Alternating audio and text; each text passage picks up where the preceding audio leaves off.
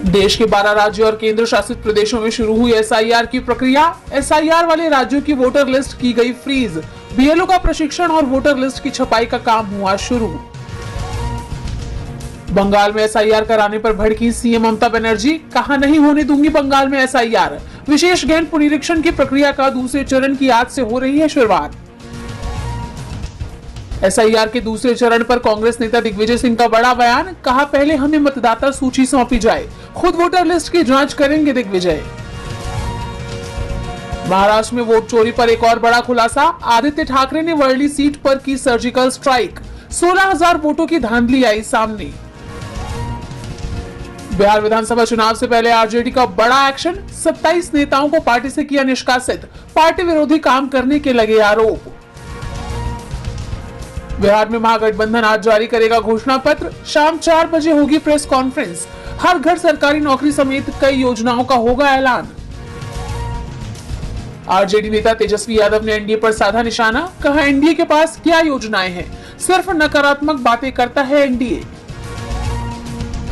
Vote घोटाले में फंसे जनसुराज प्रमुख प्रशांत किशोर। 2 राज्यों की वोटर लिस्ट में निकला नाम। बंगाल बिहार दोनों राज्यों के वोटर निकले पीके। शिवसेना यूबीटी नेता उद्धव ठाकरे का अमित शाह पर बड़ा हमला। शाह की तुलना एनाकोंडा से की। मुंबई को निगलने की कोशिश का भी लगाया आरोप।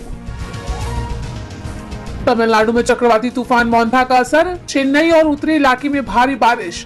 ठप पड़ गई ट्रेन सेवाएं। अमेरिकी राष्ट्रपति डोनाल्ड ट्रंप ने जापान की नई प्रधानमंत्री साने तकाइची से की मुलाकात। ट्रेड और सिक्योरिटी पर हुई बातचीत। तकाइची ने कहा, अगले साल ट्रंप को नोबेल के लिए नॉमिनेट करेगा जापान।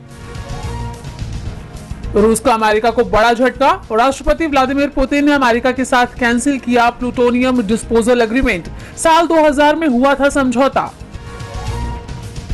नेपाल में फिर बढ़ रहा है तनाव। चुनाव टलने के आसार। अंतरिम सरकार ने फरवरी में चुनाव कराने की घोषणा की है। अमेरिकी राष्ट्रपति डोनाल्ड ट्रंप ने तीसरी बार राष्ट्रपति चुनाव लड़ने की जताई इच्छा। कहा, मेरे पास अब तक के सबसे अच्छे आंकड़े। कैरिबियाई देश जमैका से टकराएगा तूफान हरिकेन मेलिसा। 282 किलोमीटर प्रति घंटे की रफ्तार से चल रही है हवा। अब तक 7 लोगों की गई जान। सरकारी खर्च के लिए बॉन्ड बिक्री से 32,000 रुपए जुटाएगी केंद्र सरकार। 31 अक्टूबर को होगी नीलामी। 30,000 कॉर्पोरेट कर्मचारियों को नौकरी से निकाल रही अमेजन। महामारी के दौरान हुई थी ओवर हायरिंग। एचआर और ऑपरेशन से जुड़े लोग लिस्ट में हैं शामिल।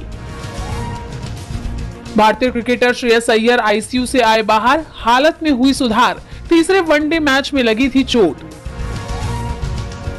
अमिताभ बच्चन की नातिन नव्या नवेली ने मचाई धूम। 40,000 करोड़ के एम्पायर में मारी एंट्री। फिल्मों को कहा नो।